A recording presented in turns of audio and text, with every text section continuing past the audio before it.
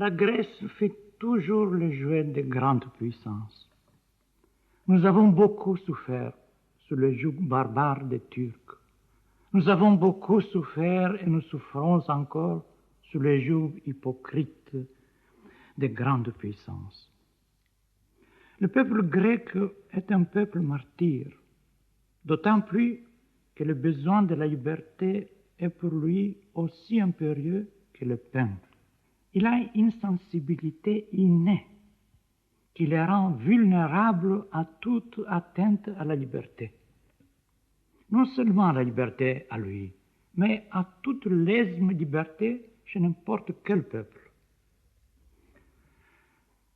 Je vais vous citer un exemple.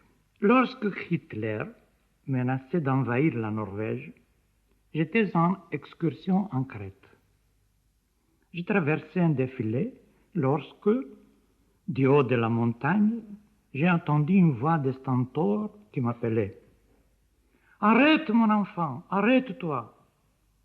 Je m'arrêtai, je levai les yeux et je vis sauter de rocher en rocher un vieux berger. « Comment va la Norvège, mon enfant ?» m'écria-t-il essoufflé. « Elle va mieux, grand-père, lui répondis-je. Elle va mieux. »« Dieu soit loué, dit-il, et il fit le signe de la croix. « Veux-tu une cigarette, grand-père? Je n'ai besoin de rien.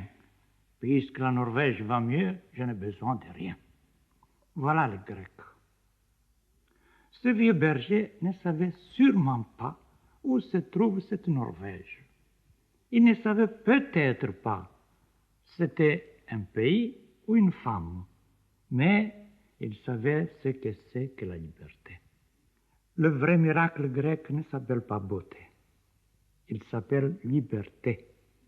Chaque peuple à qui fut donnée une mission sur la terre jette son propre cri. L'hébreu appelle Dieu. L'hindou s'efforce par-delà les phénomènes de saisir les sens. Les Égyptiens, du fond de leur tombeau, crient et implorent l'immortalité. Aux Grecs a été donnée la mission de transformer l'esclavage en liberté. Comment voulez-vous alors qu'un écrivain grec ne mette toutes ses forces au service de la liberté?